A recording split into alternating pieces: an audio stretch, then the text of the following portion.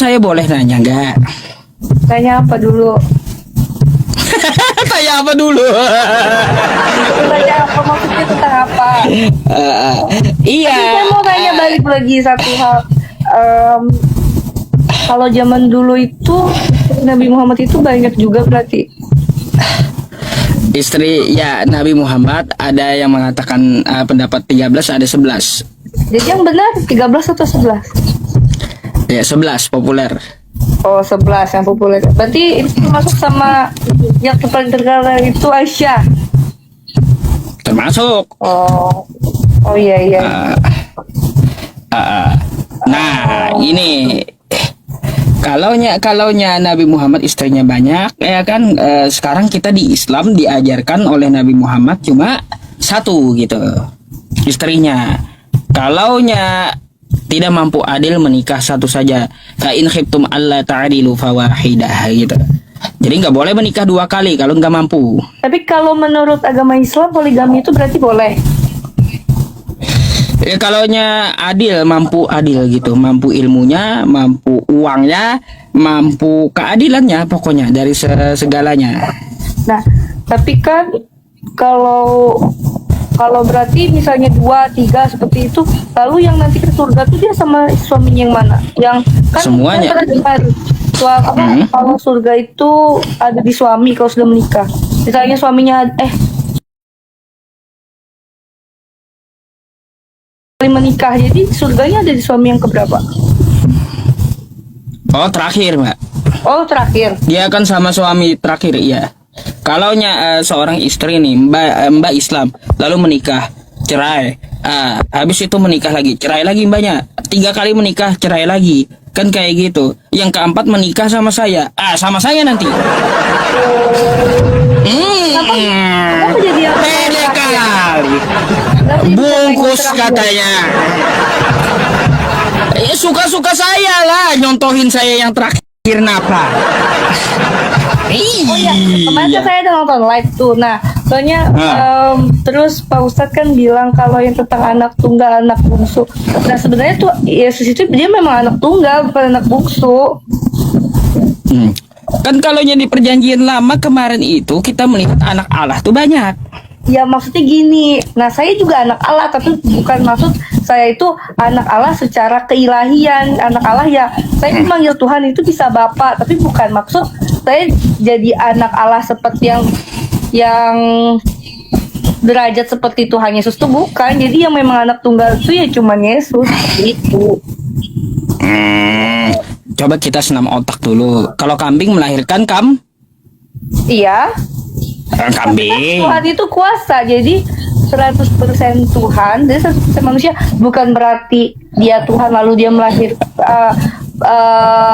lalu itu hanya manusia saja, bukan seperti itu. Jadi Loh, kayak gini, Mbak, bentar. Kita senam otak ya. Kalau kambing melahirkan kambing.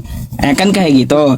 Kalau manusia melahirkan manusia. Ya. Kan kayak gitu. Nah, kalau menurut Anda Tuhan bisa melahirkan, dia melahirkan anak Tuhan kan gitu. Bukan anak manusia. Tuhan tidak bisa melahirkan, jadi maksudnya itu. Oh, Tuhan tidak bisa melahirkan. Terus kenapa tiba-tiba disebut anak Tuhan pula kalau Tuhan gak bisa melahirkan? Ya, itu kan Yesus itu kan anak dari Roh Kudus, bukan dalam bentuk hubungan jasmani seperti manusia, bukan seperti itu. Jadi Berarti Roh Kudus yang hamil. Kenapa?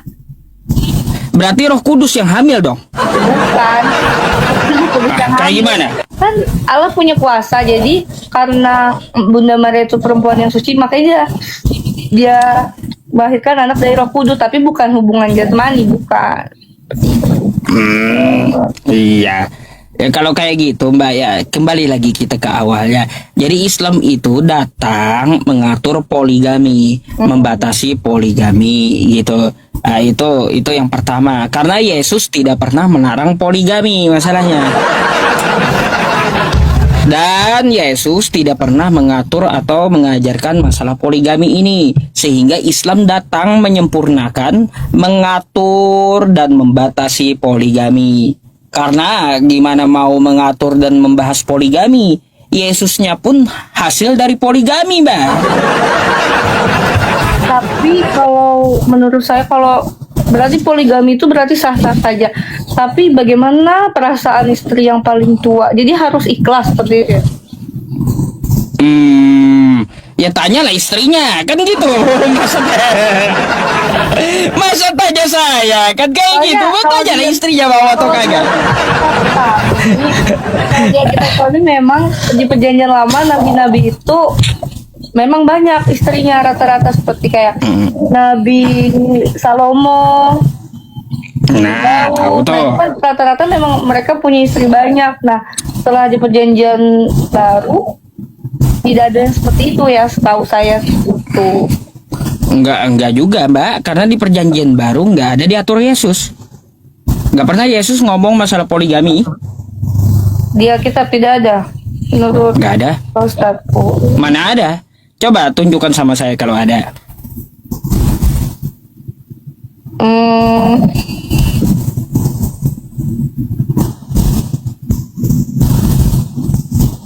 Tak ada kan? Makanya Islam datang mengatur hal tersebut, Mbak, gitu. Wa in khiftum alla tuqasitu fil yatama fankihu ma tabalakum minan nisa'i masna wa thulatha wa ruba', kan kayak gitu. Wa in khiftum alla ta'dilu fawahida fa in khiftum alla ta'dilu fawahida aw ma malakat aymanukum, gitu. Jadi diatur oleh Islam, kagak boleh kagak adil. Kasihan ya kalau perempuan jadi objek, kan objek seksual, tapi tidak diberi nafkah. Gak boleh kayak gitu. tapi Coba ada di zaman tapi ada di Timotius 3 ayat 2, karena itu pengawas jemaat haruslah seorang yang tak bercacat, suami dari satu istri, dapat menahan diri, bijaksana, sopan, suka memberi tumpangan dan cakap mengajar orang. Oh, itu Paulus yang ngomong, Mbak. Ngapain Paulus yang ngomong, sedangkan Tapi ada Yesus tertulis di tidak ada Alkitab. memerintahkan Paulus ngajarin itu.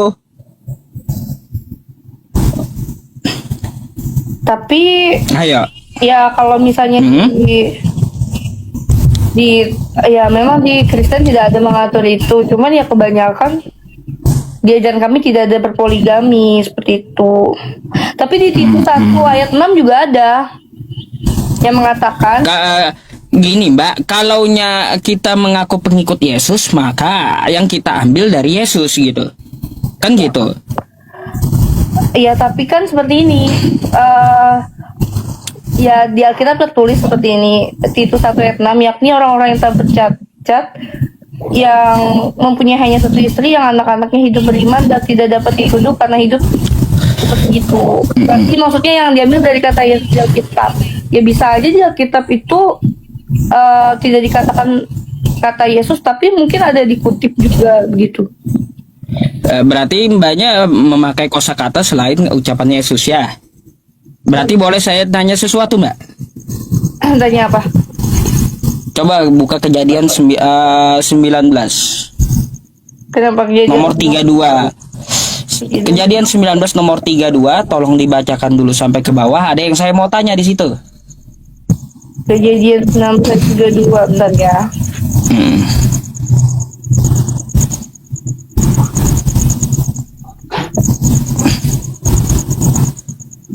Ayat 32.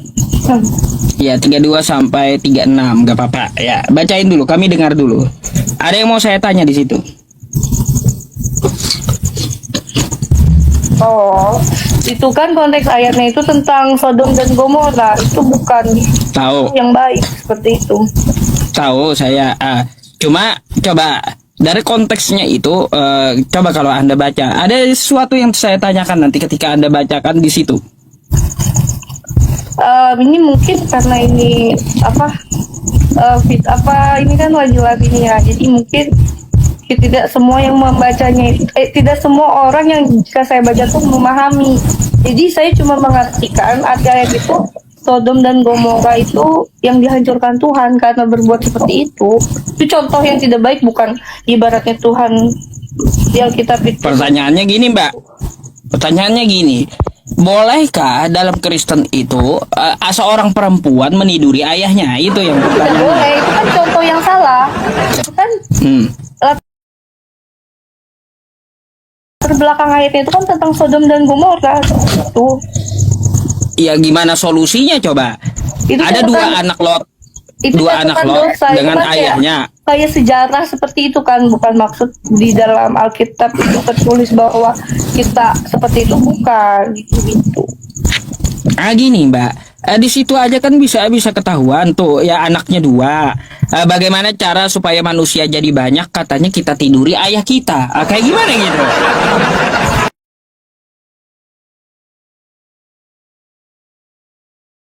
Masa seorang perempuan boleh dalam Kristen itu meniduri ayahnya? Tapi kan Dan itu nggak ada bukan solusinya perintah- kan?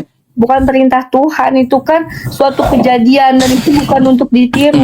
Seperti itu. Nah, andai tidak boleh untuk ditiru, kita kembali ke zaman Lot, gimana solusinya? Supaya banyak manusia. Laki-laki cuma satu, anaknya dua. Gimana solusinya supaya manusianya banyak? Ya, kalau itu saya kurang tahu ya gimana caranya. Cuman ya, kalau yang meniduri ayah sendiri ya tidak, itu bukan solusi ya bagi saya begitu. Bukan solusi ya, bagaimana solusinya? Kalau kita contoh Mbak salah satunya di antara dua perempuan itu. Mungkin misalnya nih ayahnya nikah lagi. Kalau saudara tiri itu masih Loh, gimana ayahnya nikah lagi? Nggak ada lagi manusia, Mbak. Yang ada tersisa anaknya aja perempuan dua. Nggak ada lagi manusia, dia aja yang laki-laki ayahnya doang. solusi biar manusianya berkembang gitu ya. Iya, apa solusinya? Apa ya?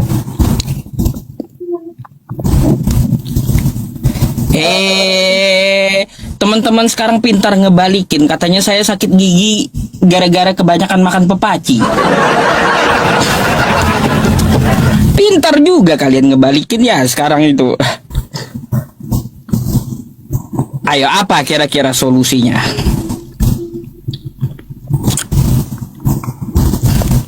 Ya menurut saya mungkin kejadian itu, dunia itu belum, mungkin masih ada manusia di tempat lain tapi mereka kurang tahu. Nggak ada solusinya kan? Ada. Ya kalau ini Harus masuk kitab menikah dengan suci itu orang ada. yang di luar keluarga. Kalau itu masuk kitab suci sebagai bahan pelajaran, kitab suci juga mengandung solusi gitu bagi sebuah pembelajaran. Kalau itu adalah pelajaran, maka apa solusinya? Jika kita dalam keadaan seperti itu. Ya sebenarnya itu kisah yang salah harusnya, makanya kan akhirnya di ayat itu mereka itu kan dikutuk menjadi yang tiang garam. Kalau Kisah yang salah kok masuk kitab pula, Pak? pelajaran seperti itu, Pak Ustadz. Oke, sebelum saya tutup saya ada pertanyaan terakhir. Apa tuh? Apa ya? Pertanyaan terakhir untuk bentar.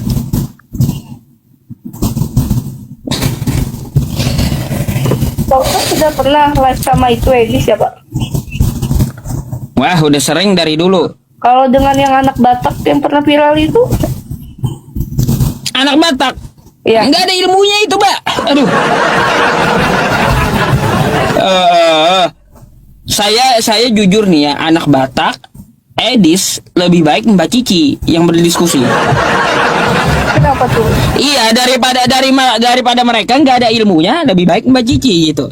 Banyak nanya, tapi bagus dijadikan pelajaran. Tapi kalau dengan anak Batak itu endingnya kemarin gimana? Habis. Maksudnya endingnya itu siapa yang keluar duluan atau siapa yang gimana duluan? Oh, nggak pernah. Saya sama anak Batak itu siapa keluar duluan, siapa yang duluan. Keluar duluan itu nggak, karena sistemnya PK gitu. PK waktu masing-masing. Jadi nggak ada primingan, oh ini kabur, nggak ada.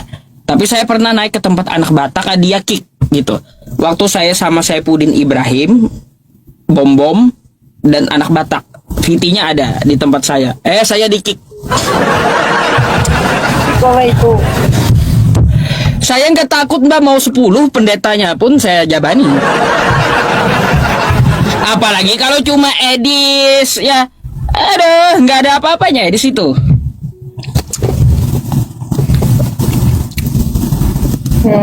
Seperti itu ya. Ngapain mbaknya pengikut Edis? Sering nonton live-nya juga kadang-kadang. Tapi sepakat nggak dengan apa yang dikatakan Edis? Sepakat. Oh, sepakat. Baik. Sepakat berarti penyalipan itu rencana iblis. Penyalipan bukan rencana iblis. Kata Edis, bentar Mbak, Ya. bentar. Saya tampilkan dulu sama Mbaknya. Kata Edis penyalipan itu rencana iblis Mbak. Nggak sepakat. Katanya tadi mengikuti Edis. Bukan. Kalau misalnya seperti itu bukan rencana iblis. Loh, lalu Edis salah gitu. Nih, Mbak, kita lihat ya. Itu memang dari iblis. Penyalipan adalah rencana Allah Bapa. Nih, Rancangan supaya Yesus disalib itu memang dari iblis. nah, banyak Mbak nih. Kenapa suaranya yang kedua? Jadi, menurut Edis, penyalipan itu rencana iblis. Anda sepakat? Penyalipan rencana iblis. Bukan, ya mungkin itu videonya nggak di-cut. Loh, enggak. Kalau Anda mau video lainnya, berapa kali Edis menjelaskan tuh? Tuhan Yesus adalah kehendak iblis. Nah, Penyaliban Tuhan Yesus itu kehendak iblis. Kehendak Bapa di surga adalah agar Yesus menghadapi penyaliban itu. nih, sekali lagi. Penyaliban Tuhan Yesus adalah kehendak iblis. Ya, Iya. iblis itu Penyaliban memang Tuhan Yesus itu kehendak iblis. Ayo. itu memang mendorong penyalipan itu ada niat jahat kan ada di Lukas 22 ayat 3. Lalu iblis masuk ke dalam Yudas. Terus Yohanes 13 ayat 27 sesudah Yudas menerima roti itu iblis masuk ke dalam dia. Jadi ya Jadi penyalipan itu rencana iblis, sepakat? tapi bukan sepenuhnya rencana iblis. Ada niat iblis seperti itu. Ada niat iblis, iya, yang merencanakan membisikkan rencana siapa, Mbak? Ya karena di situ kan digoda Yudas kan digoda sama iblis kan yang berbentuk ular. Nih Mbak. Yuk coba Anda buka Yohanes 13 nomor 2, coba.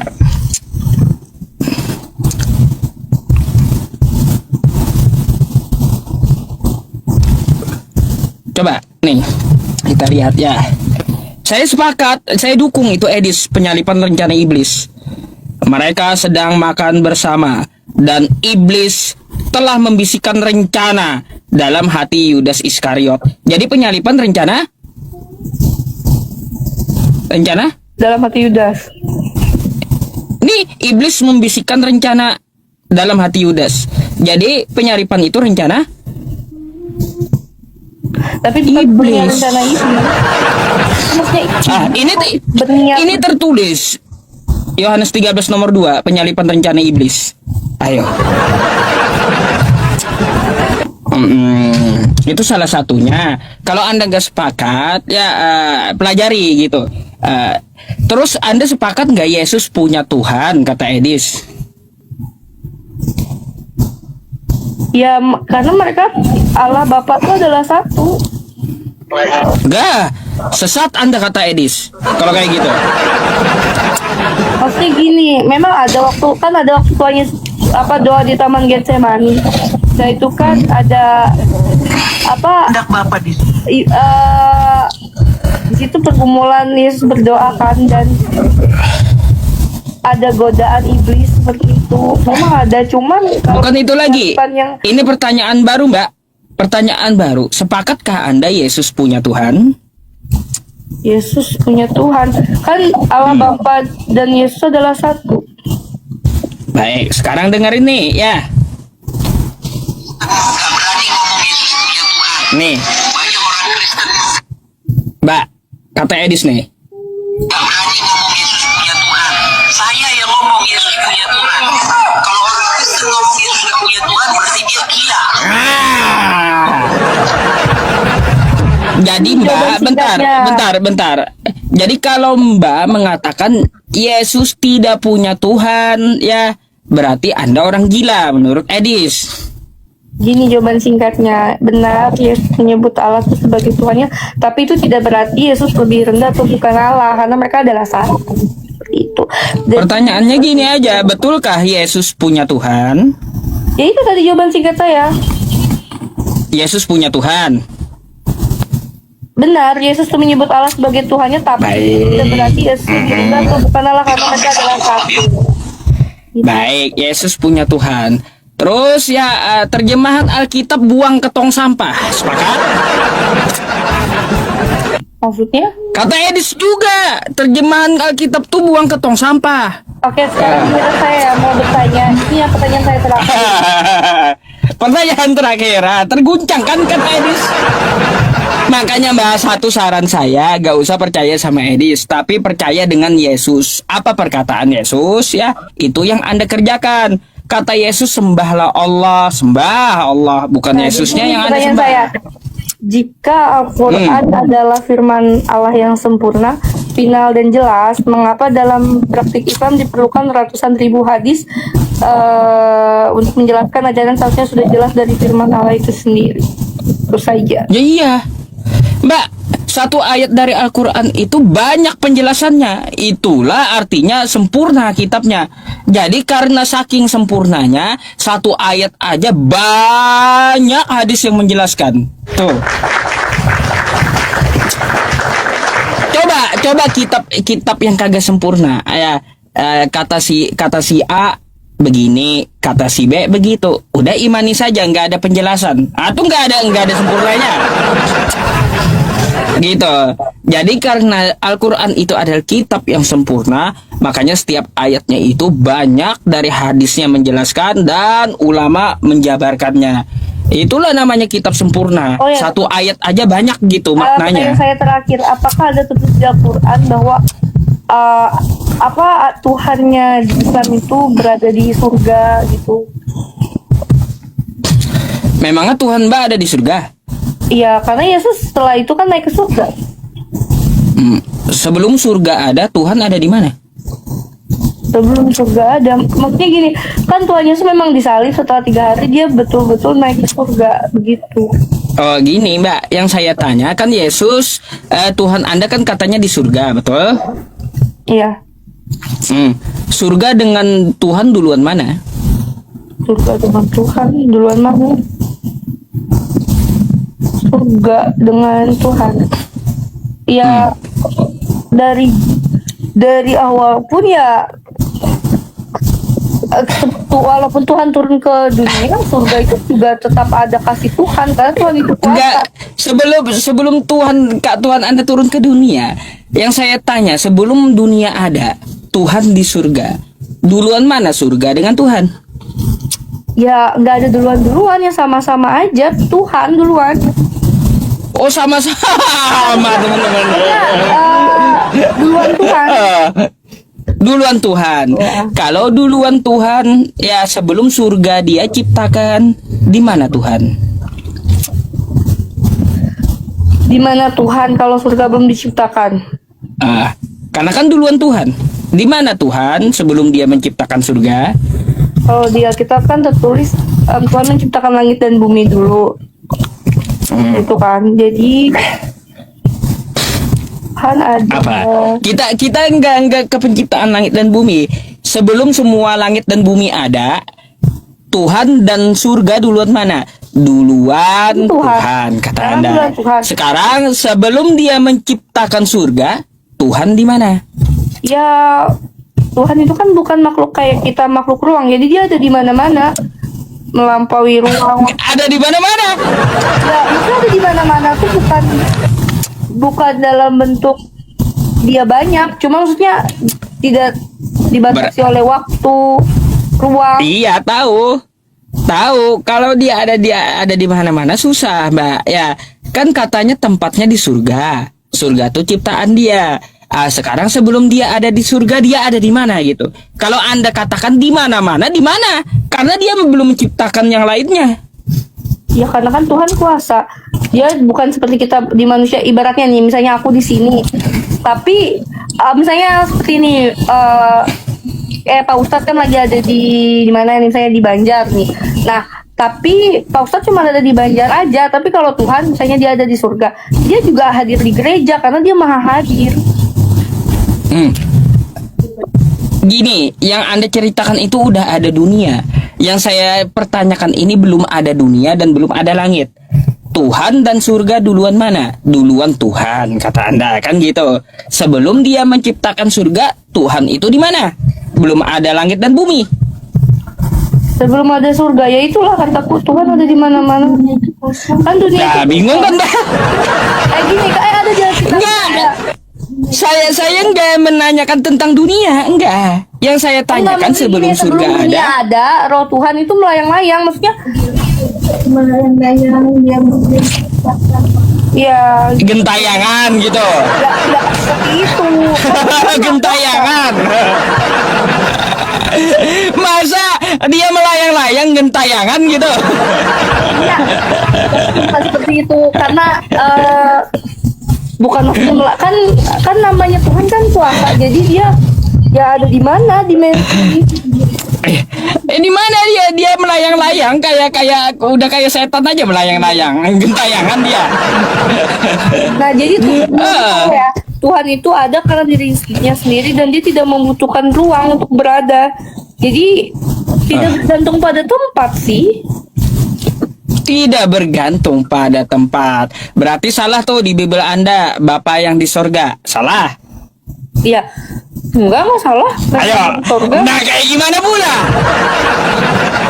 Tuhan Anda katanya tempatnya di surga, tapi kata Anda tidak tergantung oleh tempat. Mana yang betul gitu? Ya karena kan dia kuasa, dia menciptakan surga untuk orang-orang yang percaya kepadanya seperti itu. Itu Mbak, kalaunya dia bertempat, ya susah kita menjelaskan tempatnya di mana. Jadi Tuhan itu bukan di surga tempatnya. Kalau kata Anda Tuhannya itu ya ada di mana-mana, nggak pakai tempat, ya. Ini paham Islam ya teman-teman. Cuma Mbak ya, berarti salah kitab Anda tuh yang mengatakan Bapa yang di surga.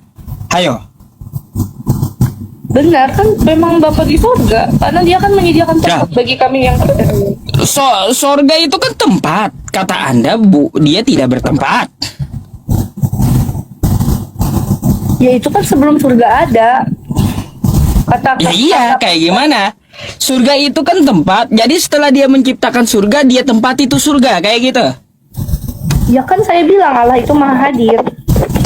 Waduh Mbak, kalau saya ciptain gelas, ya, bisakah saya masuk ke gelas? Jawab dulu. Kalau saya ciptain gelas dengan tangan saya, bisakah saya masuk ke gelas? Intinya surga itu kan Tuhan ciptakan untuk orang yang percaya, jadi dia itu ada di bingung kan? Ada di hati saya. Bentar. Logika dulu. Ketika saya menciptakan gelas, apakah bisa saya masuk gelas? Ya, itu kan Anda kan bukan Tuhan. Begitulah Tuhan. Jadi ya ketika Tuhan menciptakan surga, gak perlu dia memasuki surga tuh. Gak perlu dia bertempat di surga tuh, gak perlu karena ciptaan kan dia dia. Di sana. Kan ini kan kalau akhir zaman kan Tuhan turun ke dunia, jadi dia memang menyediakan tempat bagi orang yang percaya. Beda. Kalau saya ini tidak berbicara masalah akhir zaman, dunia atau langit, tapi masalah Tuhan gitu.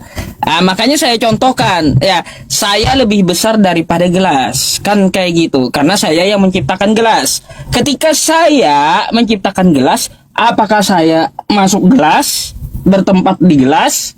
Kan enggak. Padahal jelas saya ciptakan, begitu pula Tuhan. Gak perlu dia ketika menciptakan surga lalu tempatnya di surga. Karena apa? Kan di kitab Anda ya Mbak ya, Tuhan itu maha besar. Makanya kata Yesus ya, Bapa lebih besar daripada aku. Ah gitu. Oke, itu menurut Anda. Jadi kesimpulannya Tuhan itu Menurut saya Yesus, tidak bukan menurut ruang. saya. Ya bisa menurut Anda. Menurut Jadi Yesus itu. Ya, ya terserahlah bagaimana Anda berbicara. Jadi menurut saya Tuhan itu tidak dibatasi ruang, waktu dan tempat. Dia maha kuasa dan dia maha hadir. Dia di surga dan dia bukan berarti misalnya dia maha hadir itu dia meninggalkan surga, dan dia menurut saya menyediakan tempat bagi orang yang percaya kepadanya. Terima kasih, selamat malam. Ya, itu doktrin Kristen. Oke ya Mbak ya. Oke Mbak Cici. Iya.